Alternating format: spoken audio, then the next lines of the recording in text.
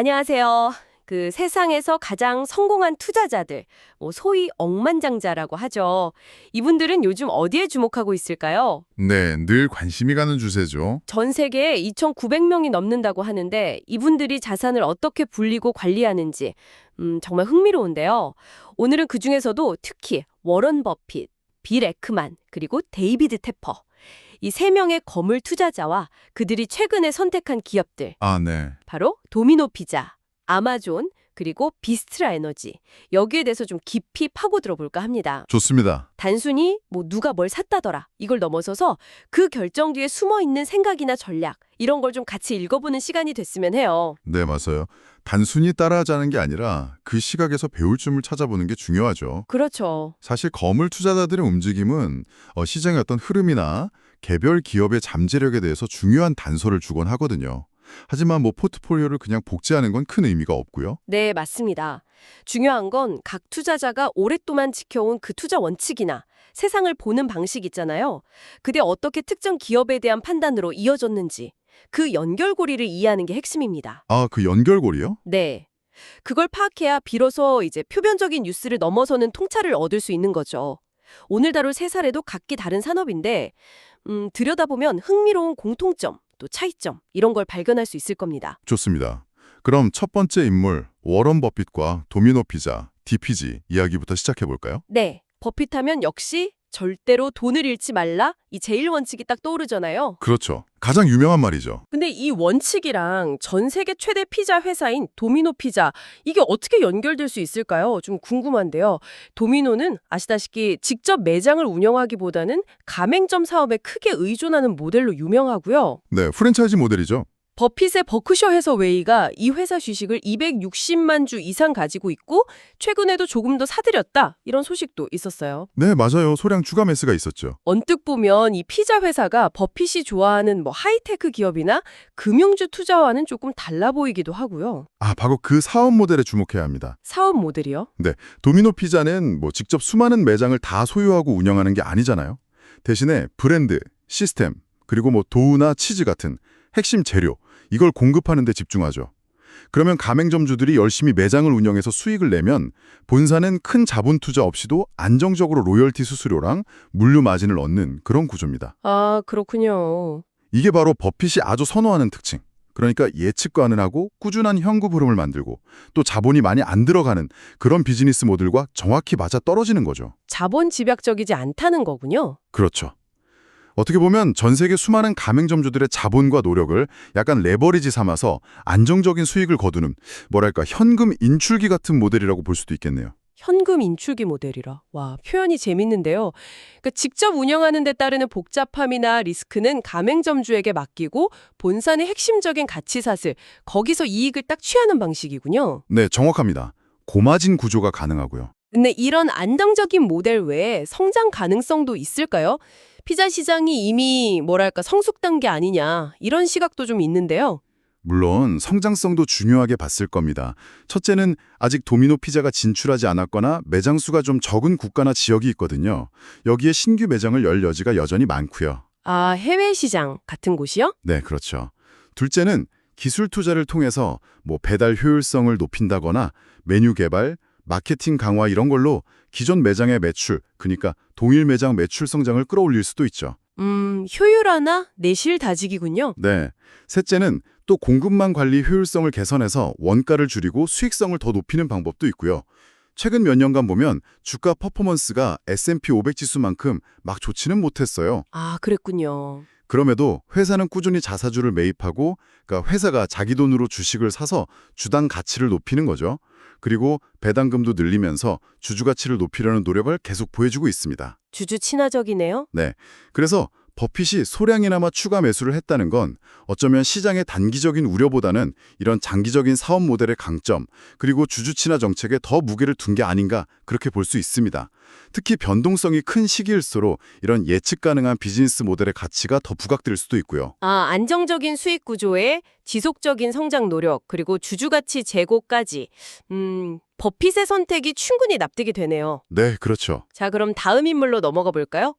빌 에크만과 아마존, AMGN입니다. 네, 에크만. 에크만은 스스로도 버핏의 투자 철학에서 큰 영향을 받았다고 밝힌 그 행동주의 투자자로 유명하잖아요. 네, 아주 적극적인 투자자죠. 그의 헤지펀드 퍼싱 스퀘어가 작년 2분기에 아마존 주식을 무려 580만 주나 대거 사들였어요. 와, 580만 주면 엄청난 규모인데요. 네. 그래서 단수맥 포트폴리오의 9%를 차지하는 핵심 종목으로 만들었습니다. 이게 상당히 흥미로운 지점인데요. 아시다시피 아마존은 단순 온라인 서점이나 쇼핑몰이 아니잖아요. 그렇죠. 이제는 뭐 훨씬 복잡하죠. 클라우드 컴퓨팅의 절대 강자 AWS, 또 급성장하는 광고 사업, 방대한 물류 네트워크, 프라임 비디오 같은 미디어 사업까지 정말 거대한 복합 기업입니다. 에크만은 이 거인의 어떤 면에 주목했을까요? 아마존의 그 복잡성 그 자체가 핵심일 수 있습니다. 복잡성 자체가요. 네, 여러 사업 부문이 막 얽혀서 시너지를 내는 강력한 생태계 말이죠. 그중에서도 단연 중심은 클라우드 서비스인 AWS, 아마존 웹 서비스입니다. AWS. 역시 그 얘기가 나오는군요. 네, AWS는 단순히 기업들한테 서버 공간 빌려주는 걸 넘어서서 데이터 분석, 인공지능 AI 개발 도구 같은 첨단 IT 솔루션을 제공하면서 기업들의 디지털 전환을 거의 이끌고 있죠. 최근 1년 매출이 1,100억 달러, 여기서 발생한 영업이익만 430억 달러에 달한다. 이걸 보면요, AWS가 아마존 전체의 성장을 견인하고 막대한 현금을 창출하는 심장 역할을 하고 있다는 걸 알 수 있습니다. 와, AWS 하나만으로도 이미 초고대 기업 수준이네요. 1,100억 달러 매출에 430억 달러 이익이라니 정말 대단합니다. 그렇죠. 어마어마하죠. 근데 에크만 같은 투자자는 단순히 현재 이익 규모만 보지는 않을 것 같은데요. 뭐랄까, 미래 가치를 더 중요하게 볼 텐데. 물론입니다.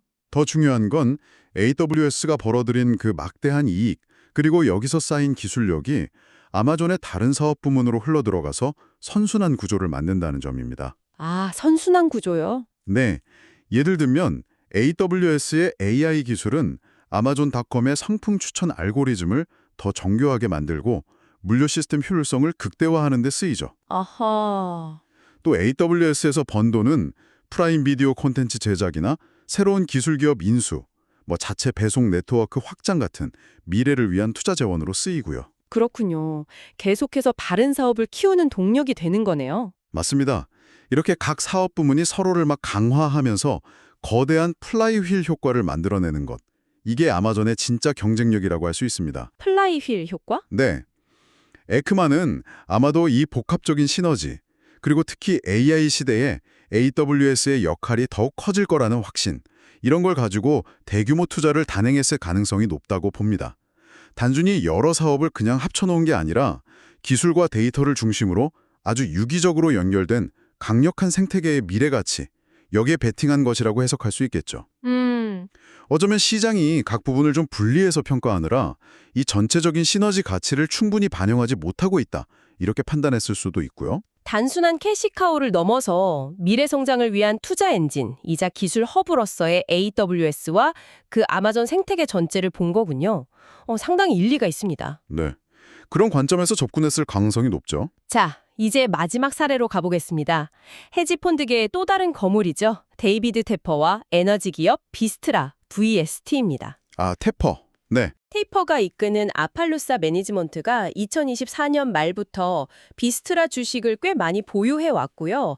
작년 2분기에는 다른 헤지펀드들도 가장 많이 사들인 주식 중 하나로 꼽힐 만큼 시장의 주목을 확 받았어요. 네, 에너지 쪽에서 아주 핫했죠. 근데 최근 두 분기 동안 테퍼가 일부 지분을 매도했다, 이런 소식도 있었거든요. 네, 일부 매도가 있었죠. 그럼에도 불구하고 여전히 약 3억 5천만 달러, 우리 돈으로 하면 거의 4,800억 원이 넘는 상당한 규모의 주식을 보유하고 있다는 점이 중요합니다. 에너지 기업, 특히 이 비스트라가 왜 이렇게 주목받는 걸까요? 비스트라의 부상은 최근 몇 년간 정말 폭발적으로 증가하고 있는 전력 수요와 아주 밀접한 관련이 있습니다. 전력 수요요? 네, 특히 그 인공지능 AI 모델 후련하고 운영하는 데 필요한 데이터 센터 있잖아요. 이게 전기 먹는 하마로 불릴 만큼 어마어마한 양의 전력을 쓰거든요. 이 추세가 점점 더 가팔라지고 있죠. 아, AI 때문에 전기가 더 필요해졌다, 이 말씀이시군요. 맞습니다. 비스트라 경영진도 실적 발표 자리에서 AI와 데이터 센터 관련 기업들의 투자가 전력 수요 급증의 핵심 동력이다. 이걸 여러 번 강조했어요. 이게 뭐 그냥 일시적인 현상이 아니라 앞으로 최소 10년, 길게 보면 20년 이상 미국 전력 시장의 구조적인 성장을 이끌 그런 메가 트렌드로 인식이 되고 있습니다. 와, 10년, 20년짜리 메가 트렌드요? 네. 테포는 아마도 이런 거대한 변화의 초립을 딱 포착하고 선제적으로 투자에 나섰을 가능성이 크다고 봅니다. 이야, AI 혁명이 전혀 예상치 못한 분야. 이 에너지 기업의 주가까지 끌어올리는군요. 정말 흥미로운 연결고리네요. 그렇죠. 세상이 다 연결되어 있는 거죠. 근데 미국에는 에너지 기업들이 많을 텐데 왜 하필 비스트라였을까요?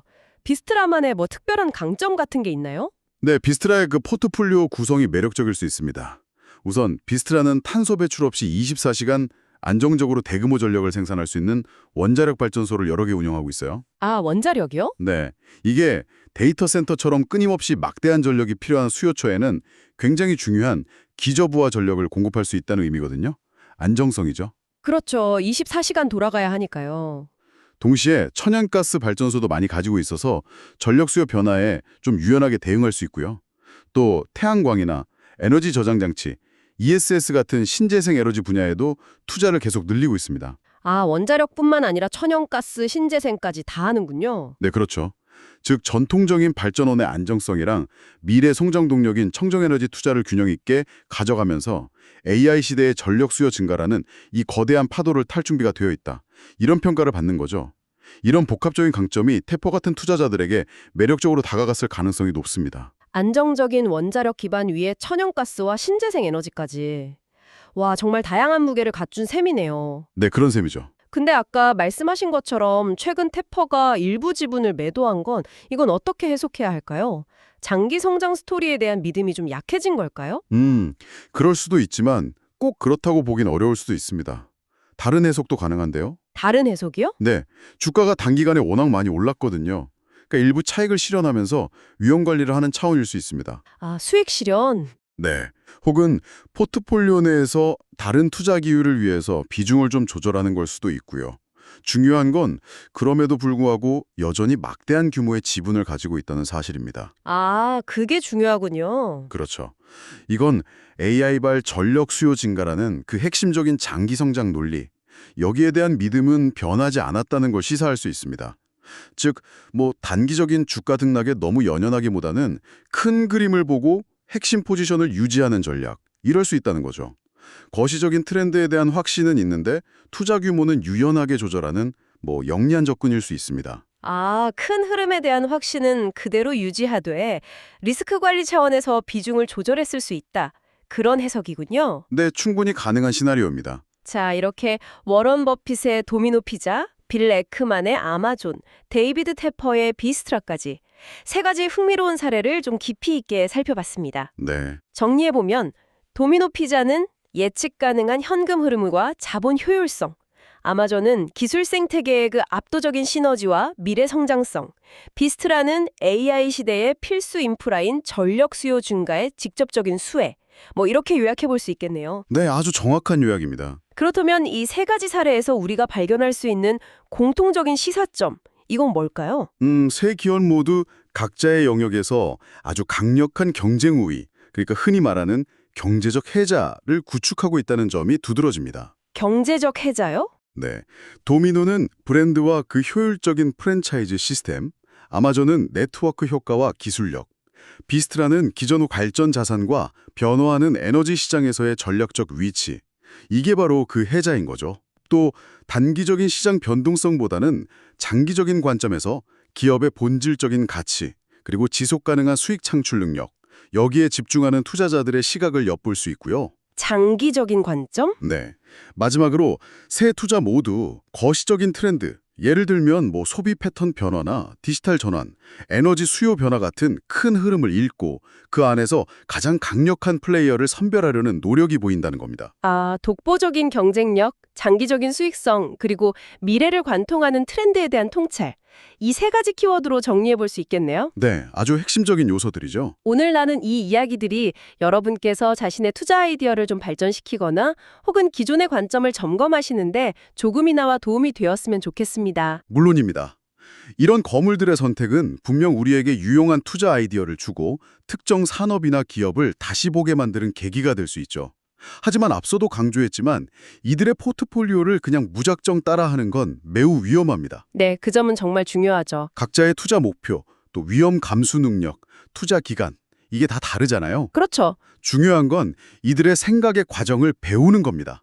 어떤 논리로 이 기업을 선택했는지 깊이 이해하고 그 논리가 지금도 여전히 유효한지, 그리고 그 기업의 가치가 현재 주가에 적절히 반영되어 있는지, 이걸 스스로 판단하는 능력을 기르는 게 핵심이죠. 아이디어를 얻는 건 정말 시작에 불과하고요. 꾸준한 분석과 인내심이 성공적인 투자의 열쇠가 될 겁니다. 지식은 결국 스스로 이해하고 적용할 때, 그때 진정한 가치를 발휘하니까요. 네, 생각의 과정을 배우는 것. 정말 와닿는 말씀입니다. 오늘 저희가 나눈 이야기가 단순히 억만장자가 뭘 샀다 하는 정보를 넘어서서 왜 그런 결정을 내렸을까 하는 좀 더 깊이 있는 질문을 던지고 나아가 여러분 자신의 투자 원칙과 기준을 되돌아보는 그런 기회가 되었기를 진심으로 바랍니다. 결국 투자의 성공은 좋은 기업을 찾는 안목, 그리고 그 기업의 가치를 제대로 평가하는 능력, 마지막으로 적절한 가격에 사서 기다릴 줄 아는 인내심, 이 세 가지 요소의 조화에서 비롯된다는 점을 기억하시면 좋겠습니다. 네, 좋은 말씀 감사합니다. 마지막으로 여러분께 한 가지 질문을 던지면서 마무리할까 합니다. 오늘 저희가 살펴본 새 억만장자의 선택은 비교적 안정적인 사업 모델을 가진 대기업이나 혹은 필수 인프라 기업에 좀 집중되는 경향을 보였습니다. 네, 그런 면이 있었죠. 그렇다면 이러한 경향은 현재 시장 환경에서 세상을 바꿀 잠재력을 가진 초기 단계의 혁신 기업들, 소위 파괴적 혁신가들에 대한 투자가 가진 위험과 기회에 대해서 우리에게 어떤 점을 시사한다고 생각하시나요?